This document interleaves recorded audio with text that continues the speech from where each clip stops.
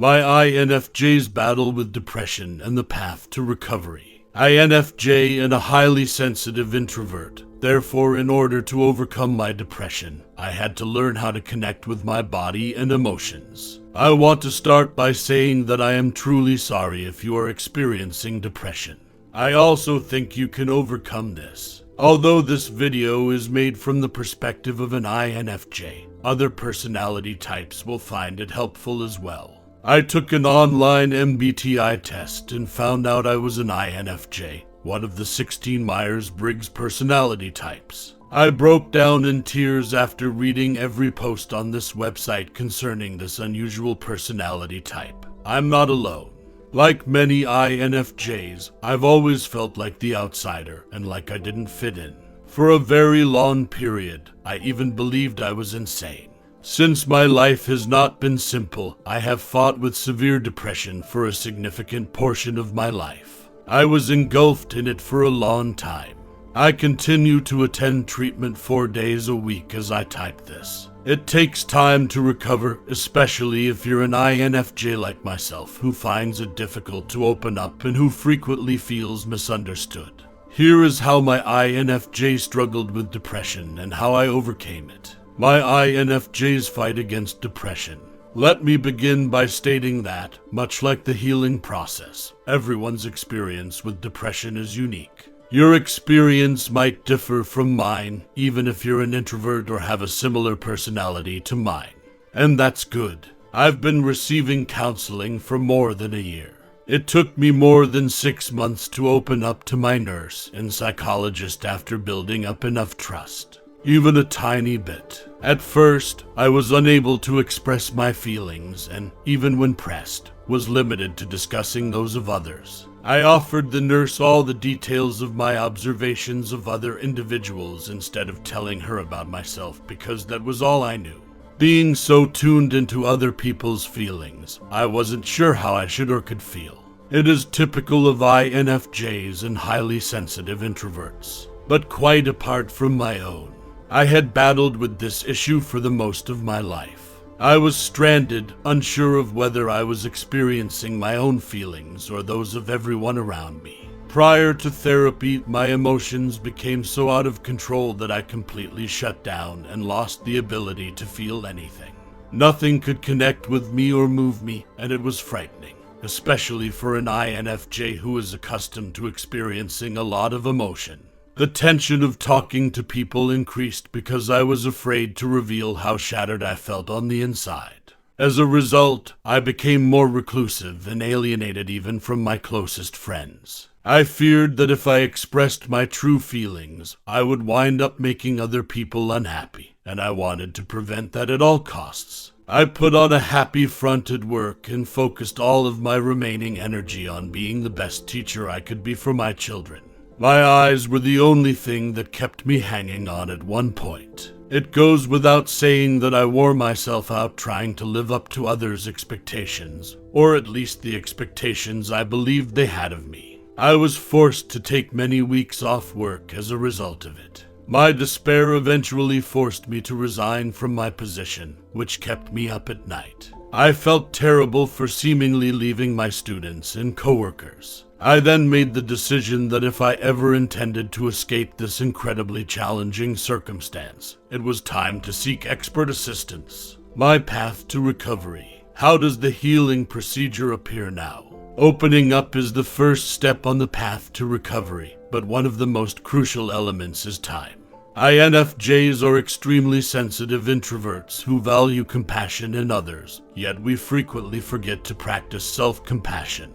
If you're an INFJ facing depression, please take the time you require to develop confidence in the specialists you're dealing with because it takes a long time to open up totally and heal. It is beneficial to be open and honest about your difficulty opening up from the beginning of your doctor appointments or therapy sessions. As I'm a better writer than speaker, like most introverts, what helped me was to write out everything I wanted to discuss in the session in advance. Writing was a tool I used to communicate. It was already a big step outside of my comfort zone for me to let someone else read my words. Even though it took me a while, I knew that discussing my writing with my therapist would mark a significant turning point in my healing. It was, too, the strength of being connected to your body. INFJs are incredibly aware of everything going on around them, yet during my depressive episode, I entirely lost sight of myself. Although I was aware of my surroundings, I was not aware of myself. I was taught how to listen to my body and reestablish a healthy connection to myself through music. In dance therapy, I learned to notice where in my body I felt the emotions stifling when something wasn't right, which for me is my stomach area. Accepting those feelings and making an effort not to push them away was the next stage, as it has always played a significant role in my life and is something I genuinely like.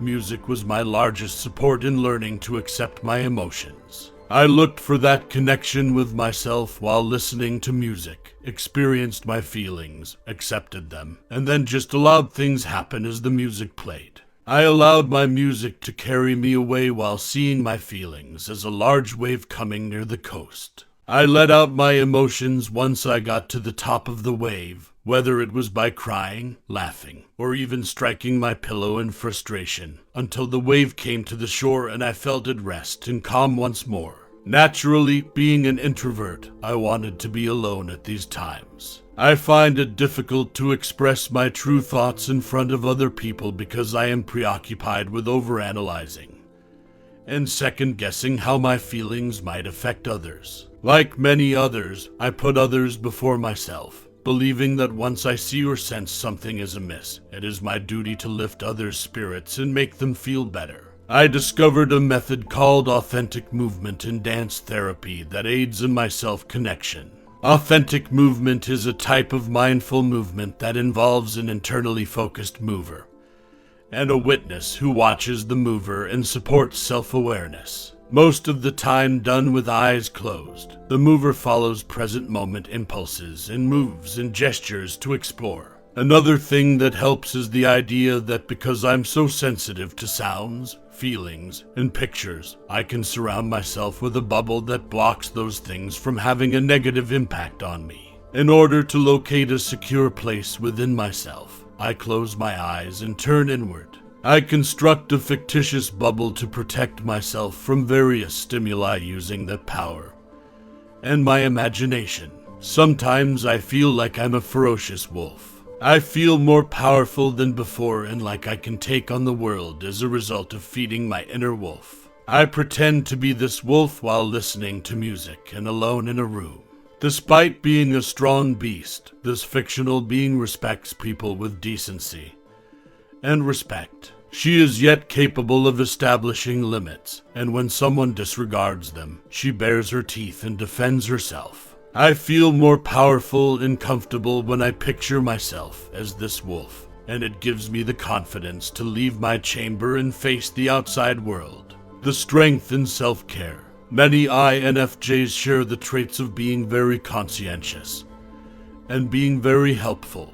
Although it is a wonderful feature in and of itself, dealing with it sometimes feels overwhelming. Finding a healthy balance between this feature and the self-care you require and deserve is crucial as a result. Always keep in mind that the proper people will adore you for being your incredibly compassionate and true self. This idea could motivate you to take care of yourself just as you do other people. I learned during my recovery how crucial it is for me as an INFJ, introvert, and person to practice self-care, and lots of it. I discovered that even if I require 3 times as much alone time as other people do to recharge, it is alright to spend some time to myself and do what I need and want to. Most significantly, I've discovered how to view my INFJ and extremely sensitive tendencies as a blessing rather than a negative. INFJ, if you're going through a depressive episode, know that I sympathize. Although there will be difficult times, by accepting and receiving support, you can improve. I think you can do it. Have you ever had depression? What lends a hand? Tell me in the comments section below.